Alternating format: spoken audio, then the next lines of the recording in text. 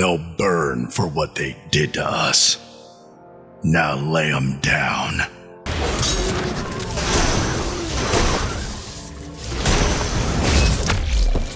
Hello, my lovely monsters. I am Fossa the Silver Chimera, and if you want a hard-hitting Titan build that makes your fist violate 14 different codes of the Geneva Convention, then allow me to show you Burning Vengeance. First up, the exotic auto rifle. Monte Carlo. This comes with the Monte Carlo method. Doing damage and getting kills with this weapon will give you your melee back. Next, we have the perk Markov Chain.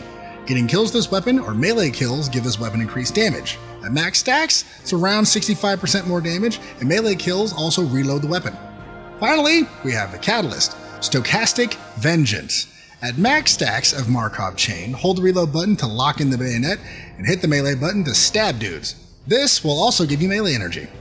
Monte Carlo is one of my favorite weapons in Destiny. It's a solid rifle that can chew up adds and it gives you your melee consistently. But let's kick it up a notch with the armor.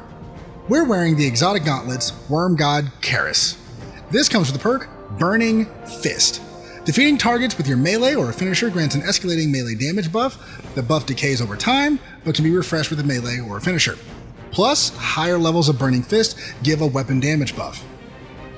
At max stacks, this buff gives your melee 200% more damage and your weapons 35% more damage in PvE. They are a Titan staple.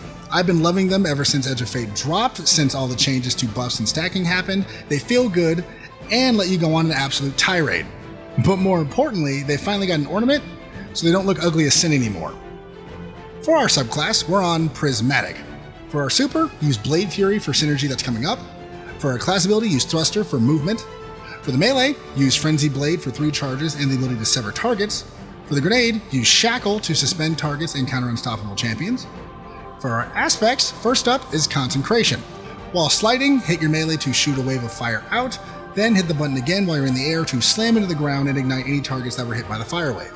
This does a lot of damage and gets rid of chunky enemies or groups of enemies. Don't be stingy with it. You're going to have it up all the time with this build. Next, we have Knockout. Breaking an enemy's shields or critically wounding them will infuse your melees with arc energy and increase your melee range and damage. This buff is around 70%, I think. Note, I'm very bad at math, so if you want to, feel free and comment the proper information down below. I'll make sure to pin the comment. Moving to our fragments, first up we have Facet of Purpose. So we get Woven Mail when we pick up an Orb of Power. This helps us stay alive by giving us damage resistance, and it'll buff our melee even more coming up. Next, Facet of Grace, so Monte can build Transcendence extremely quickly. Then we have Facet of Dawn, so our melees make us radiant, which can make weapons counter barrier champions and buff our weapons by 20%. Finally, we have Facet of Courage, so our light abilities do more damage against targets afflicted by darkness debuffs, i.e. suspended by our grenade. This setup is simple, but that's what makes it effective. The more you punch, the harder you punch. The harder you punch, the harder your weapons hit. Easy peasy, right? Moving to the artifact, Tightly Woven to boost our grenade and class stat when we have Woven Mail, Refresh Threads to give us ability energy when we pick up a Tangle, Carterized Darkness so strand debuff targets take even more damage from solar sources, Elemental Daze for more explosions when we stun champions, Radiant Shrapnel for little wiggly woos that can scorch targets, finally Shield Crush to buff our melee when we have Woven Mail and to buff our grenade when we're radiant. These mods kick the build into high gear, buffing our stats, our cooldowns, and our damage. Now let's talk about the armor. For stats, you want to focus on your melee and your grenade, so they come back as fast as possible and increase their damage even further.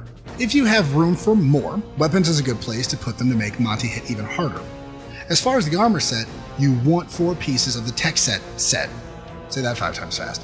The 4-piece bonus is Concussive Rounds. Defeating powerful combatants or breaking their shields with kinetic damage releases a disorienting kinetic shockwave.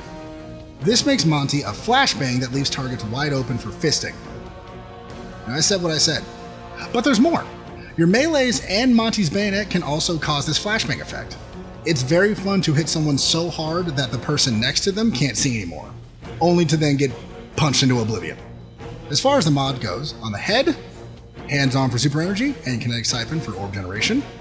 On the arms, Heavy-handed so our melees make orbs, an impact induction, and momentum transfer for ability energy.